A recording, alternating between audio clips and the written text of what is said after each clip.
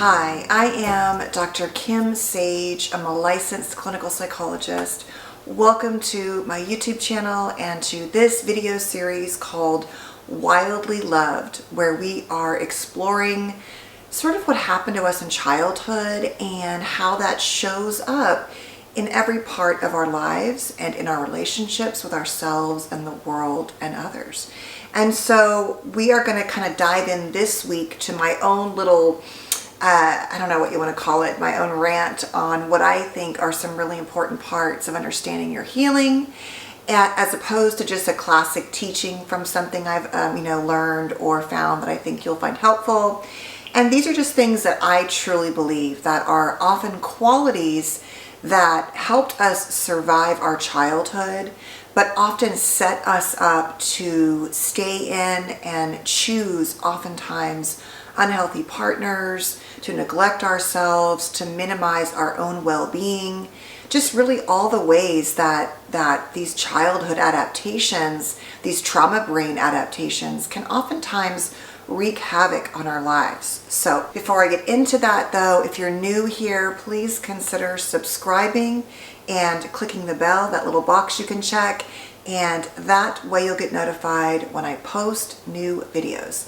And also please check out my courses on learning to remother the inner child and the inner parent.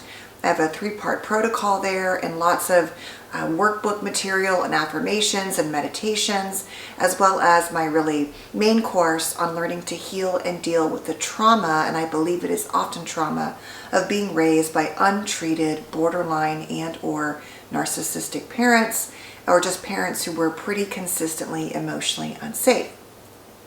And that course also has I think a 79-page workbook, lots of meditations, affirmations, and exercises and journal work for you to do. Okay, so let's get into what I'm going to call sort of lessons in wild love. I love to give my little series these little mini names because I do think these are, I don't even know if they're lessons, but they're important lessons you must learn if you don't want to live in that childhood wounding dynamic. So the first lesson is this: listen to your body. You have learned in many cases to disregard the mismatch between what you feel in your body and your nervous system and what you had to do to survive and what your mind is often telling you. And we're going to go into what that means. But basically, to survive a childhood with consistently types of unsafe parents or caregivers, you had to really ignore that maybe your hypervigilant alert system was saying, alert, alert, alert, this isn't safe. But if you acted on that too much, if you showed fear, if you pushed back, if you left, if you didn't hide, there would be a price to pay. And so again and again and again, you disregard it. And what does that sound like? It sounds like a caregiver saying, stop crying. What are you crying about? You're just being a baby. You're just too sensitive. Something like, I didn't make you feel that way. You did that to yourself. Another example is, stop pushing against going to visit, let's say in a divorce, the other parent. You have to do this. The court says this. You'll be fine. You're always fine. That's your parent. But despite the fact that maybe you don't really know what goes on over there, or despite the fact that this child doesn't have as much custody with the other parent and they're young and they want to be attached and close to the primary attachment figure. And this is a huge issue. I don't pretend to have the answers to it because we do need to have relationships for the most part with parents, but sometimes we don't. Sometimes parents are actually not safe.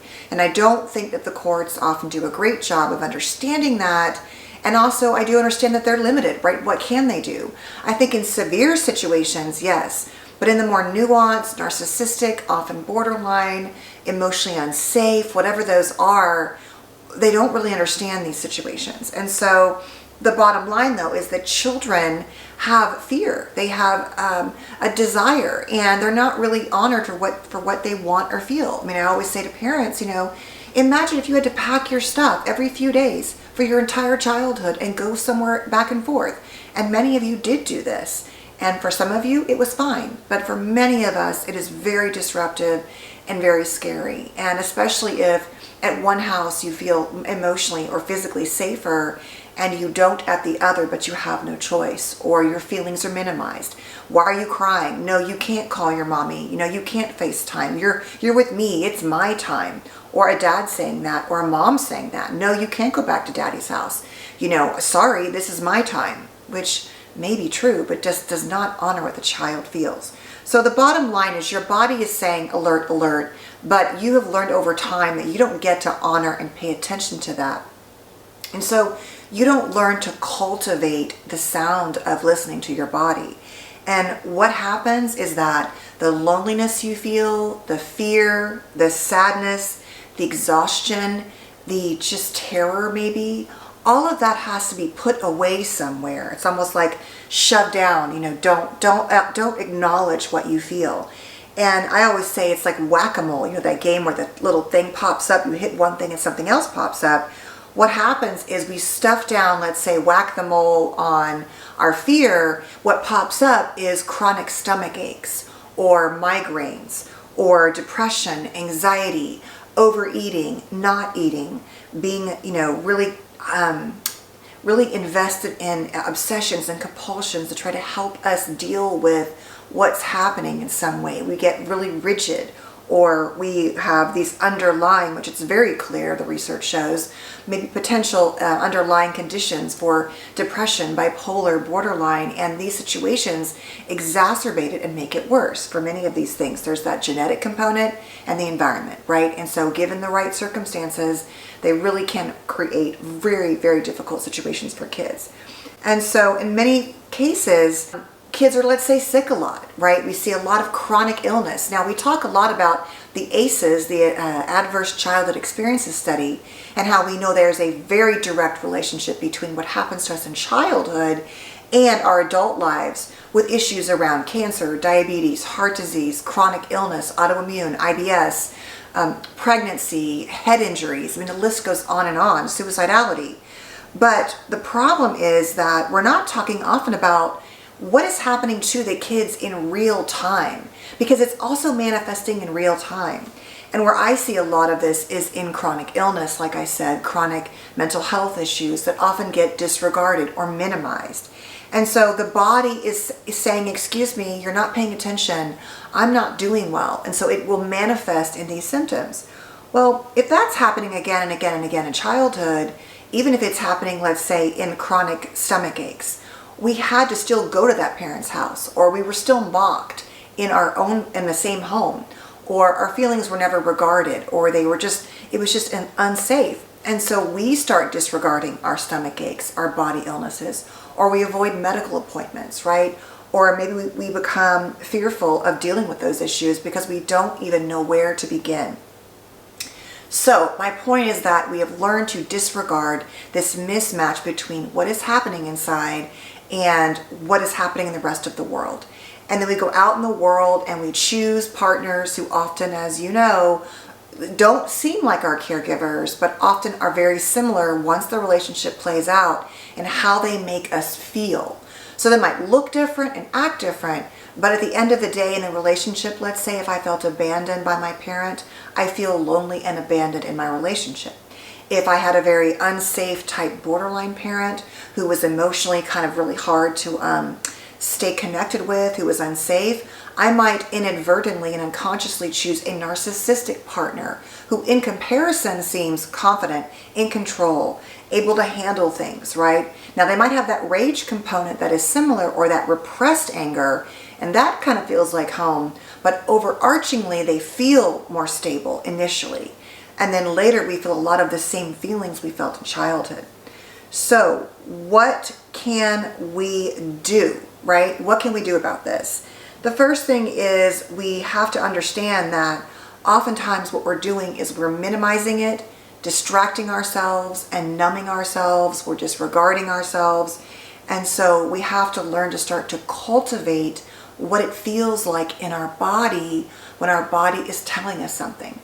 So for example, last weekend I had kind of a stressor with my daughter who had a medical injury, and then I ended up leaving with one of my sons for a college event up in the Bay Area, And we had to be up at 4 a.m. on Friday. We had to be up at 7:30, at the campus at 7:30 on Saturday.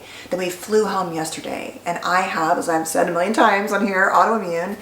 And I have fatigue as my biggest issue. And today I had 3 doctor's appointments.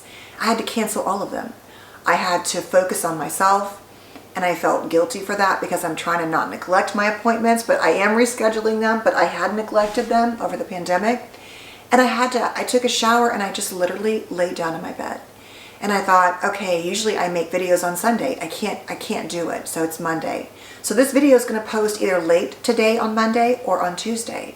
And I like to honor my word. And so it doesn't feel good. But it was a challenge for me to get out of the shower and say, you have to lay down right now. And so I did that. And after I laid down for a while, then I felt, okay, actually, I've been working on this week's videos. I can start typing them up and I can start filming them. But that and going to the grocery store is all I'm going to do today. Because Monday is my day to work on everything that's not patient related. But it was hard. I'm so used to pushing, and that has played out in my body, for example. So let's for a minute, if we just can together, do an exercise. If you don't mind, we're going to do it. It's just to try to learn to connect. Also, you might check out, I think it was about 2 weeks ago, the videos I posted on the body scans, on the vagus nerve, on mindfulness. All of those things are really powerful. And by the way, on all of my courses, there are lots of meditations and affirmations. But on the free one, there is a free meditation called Safe Place, which I highly, highly recommend. But you can also find one, I'm sure, here on the internet, but I love that one. All right, so if you will, just for a minute, I'm going to slow down because I know I'm talking a little bit fast and you know I struggle with that. So let's just do for a second, just a little bit of breathing. And if you feel safe and you're in a safe place, I'd like you to close your eyes just for a moment. And let's just do that 4x4, that box breathing technique, where we're going to breathe in for a count of 4, pause for a count of 4, exhale like a big exhale or a big sigh, like kind of dramatic, and then pause and do nothing for 4. And we're just going to check in with our bodies while we're doing that, okay? All right, so if you're ready, just go ahead and close your eyes. Make sure you're doing something that makes closing your eyes a safe thing to do. And we're going to breathe in for a count of 4.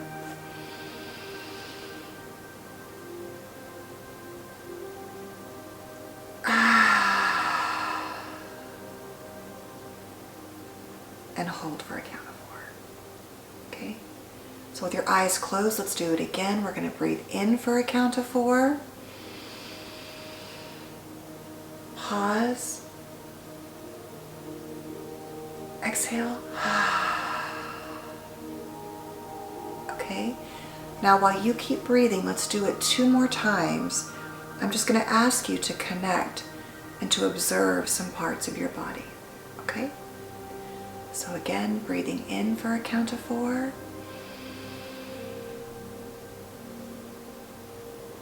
Pausing.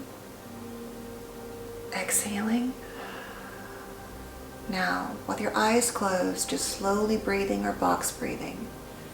See if you can just kind of focus on, what does your head feel like right now? What does your chest feel like right now? How is your back feeling? And your abdomen? What do your thighs feel like? And now like a warm energy maybe rolling down into your feet and your calves. Do you notice any places of pain or tightness or discomfort? And how do you feel right now? Are you tired? Are you sad? Are you hopeful? Are you just sort of feeling not much of anything? What are you feeling? And where are you noticing that feeling in your body?